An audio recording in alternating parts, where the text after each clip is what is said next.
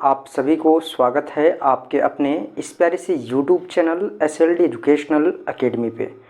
चलिए दोस्तों, आज हम लोग आगे की ओर बढ़ते हैं और इस वीडियो में आज हम लोग देखने वाले हैं मॉड्यूल 1 का पार्ट 3, है ना।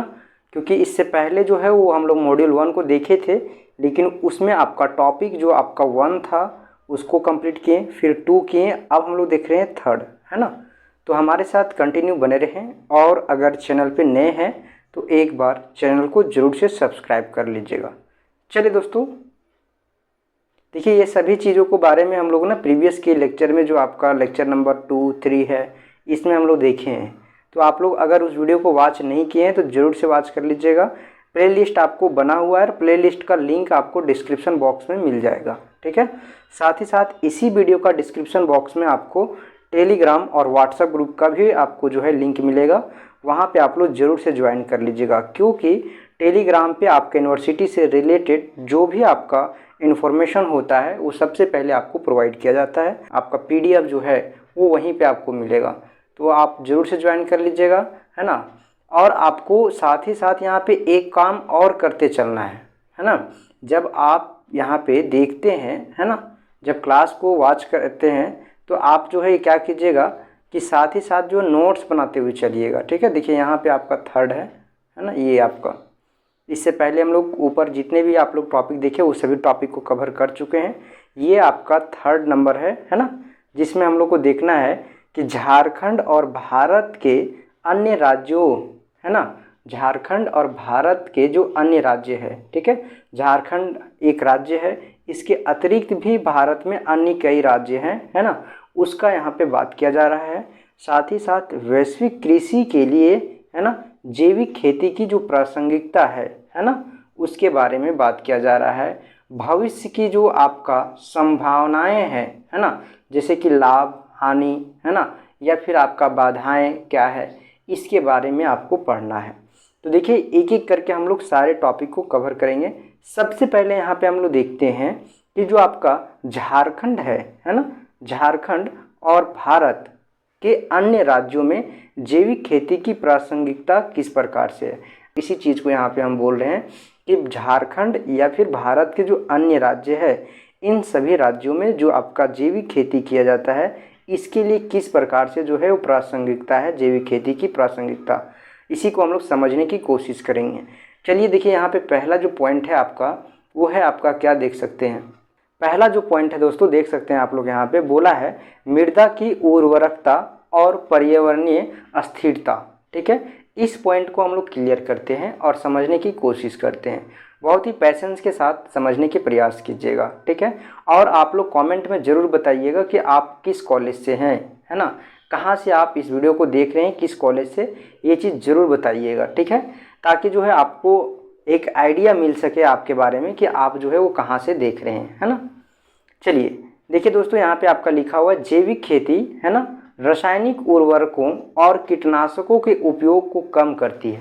प्रीवियस के क्लास में हम बताए थे कि आपका जैविक खेती यानी कि बायोलॉजिकल फार्मिंग, जिसको हम लोग ऑर्गेनिक फार्मिंग के भी नाम से जानते हैं, ये ऑर्गेनिक फार्मिंग में होता क्या है, इसमें जो है वो रासायनिक उर्वरक, है ना, जो आपका केमिकल से जो खाद बनता है ना, या फिर कीटनाशक जो होता है उसका इस्तेमाल करने से रोकता है, कम करता है, तभी तो आपका जैविक खेती होगा।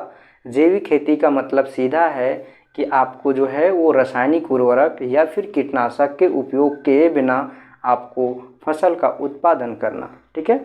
तो ये कम करता है, जिससे मृदा की उर्वरकता और साथ ही साथ पर्यावरणीय गुणवत्ता जो है वो बनाए रखने में मदद मिलती है ना।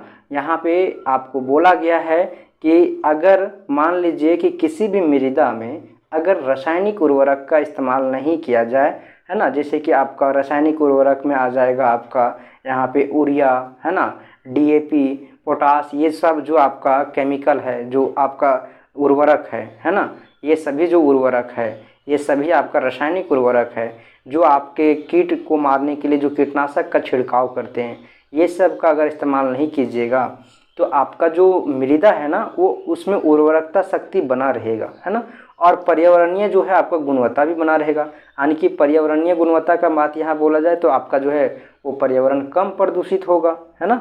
मृदा भी एक आपका जो है वो प्राकृतिक संसाधन है ना। जब मृदा आपका प्रदूषित होता है तो इससे सीधा मतलब ये है कि आपका पर्यावरण में भी जो है आपका प्रदूषित हो रहा है ना। झारखंड जैसे राज्य है ना, यहाँ पे झारखंड जैसे राज्य जहाँ पे पारंपरिक खेती और छोटे किसान प्रमुख हैं, है ना।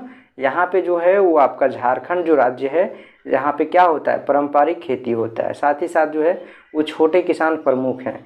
जैविक खेती से दीर्घकालीन फसल उत्पादन में जो है वो सुधार कर सकते हैं, है ना। जो आपका जैविक खेती है, इस खेती से दीर्घकालीन फसल जो होता है उसके उत्पादन में सुधार कर सकते हैं, है ना। देखिए किस प्रकार से हम लोग कर सकते हैं। दूसरा पॉइंट यहाँ पे बोल रहा है दोस्तों, देख सकते हैं, बोला है पारंपरिक खेती का पुनरुद्धार करना। ठीक है, झारखंड जैसे क्षेत्रों में जो है वो पारंपरिक खेती और स्वदेशी ज्ञान के प्रति जो है वो जागरूकता बढ़ी है ना। यानी कि बोल सकते हैं कि जो आपका पारंपरिक खेती है, ट्रेडिशनल जो आपका कृषि होता है ना, पारंपरिक खेती और स्वदेशी ज्ञान, है ना। यानी कि स्वदेशी का मतलब है, स्वदेशी ज्ञान का मतलब है कि आप जैसे कि यहाँ पे जो फसल उत्पादन कर रहे हैं, है ना, इस फसल में आप जो है वो किसी प्रकार से कीटनाशक का इस्तेमाल नहीं कर रहे हैं, ना ही जो है आप उर्वरक, जो आपका रासायनिक उर्वरक होता है उसका इस्तेमाल कर रहे हैं। जैसे अगर मान लीजिए कि आपके मृदा में जो है वो उर्वरकता शक्ति कम हो गया है तो आप जैविक उर्वरक का इस्तेमाल कर रहे हैं, है ना। जैसे कि आपका गोबर खाद, है ना, कंपोस्ट, ये सभी का इस्तेमाल करके आप जो है वो फसल का उत्पादन बढ़ा रहे हैं, यानी कि उर्वरकता शक्ति को बढ़ा रहे हैं। ये जो आप तकनीक, ये जो आपका पद्धति को अपना रहे हैं जो आप, है ना, इसी को बोल सकते हैं कि आपका ये स्वदेशी ज्ञान के प्रति जागरूकता बढ़ रहा है ना। अब हम लोग देखते हैं आगे क्या बोला है। जैविक खेती इस दिशा में जो है ना, जैविक खेती इस दिशा में जो है वो आपका सकारात्मक कदम हो सकता है, क्योंकि, है ना, क्योंकि जो है कृषि के जो आपका पारंपरिक विधियां हैं उसमें आपका टिकाऊ संसाधन का उपयोग करने पर आधारित होती है। ऐसे संसाधन का यूज किया जाता है इसमें, ट्रेडिशनल जो आपका एग्रीकल्चर है इसमें, जिसमें आपका जो है वो आपका जो भी संसाधन है वो आपका क्या हो, लॉन्ग टाइम यानी कि लंबे समय उपयोग पे आधारित होता है। ऐसा नहीं कि आप ऐसे संसाधन का इस्तेमाल करें जो एक बार किए फिर आपका दोबारा उस आपका संसाधन का उपलब्ध हो पाना मुश्किल हो जाए। देखिए दोस्तों, यहाँ पे आपका 3rd नंबर पॉइंट दिया हुआ है। 3rd नंबर क्या बोला है, देखिए, स्वास्थ्य और खाद्य सुरक्षा, है ना। 3rd में हम लोग देखते हैं कि किस प्रकार से जो है जैविक फसल, है ना, जैविक कृषि जो है ना, जैविक कृषि के अंतर्गत जो है आपका जो भी फसल उत्पादन होता है वो किस प्रकार से स्वास्थ्य के लिए एक अच्छे स्वास्थ्यवर्धक और जो है वो खाद्य सुरक्षा को जो है वो करता है ना। देखिए यहाँ पे बोला है कि जैविक उत्पाद रसायन मुक्त होने के कारण, रसायन मुक्त होने के कारण, है ना, जैविक जो उत्पाद है वो क्या है आपका रसायन मुक्त है, क्योंकि इसमें किसी भी प्रकार से जो है वो आपका रासायनिक उर्वरक का इस्तेमाल नहीं किया जाता है, ना ही कीटनाशक का इस्तेमाल किया जाता है। क्योंकि हम लोग पीछे देखे हैं, प्रिंसिपल जो सिद्धांत देखे थे उसमें आप लोग देखे होंगे कि अगर जैविक खेती करना है तो उसमें किसी भी प्रकार से कोई भी केमिकल या रासायनिक उर्वरक का इस्तेमाल नहीं करना है, तब जाके आपका जो है बोल सकते हैं कि ये जो खेती है वो आपका जैविक खेती है। ठीक है, तो इसी में आपका जो फसल उत्पादन होता है वो आपका क्या होता है, केमिकल फ्री होता है ना।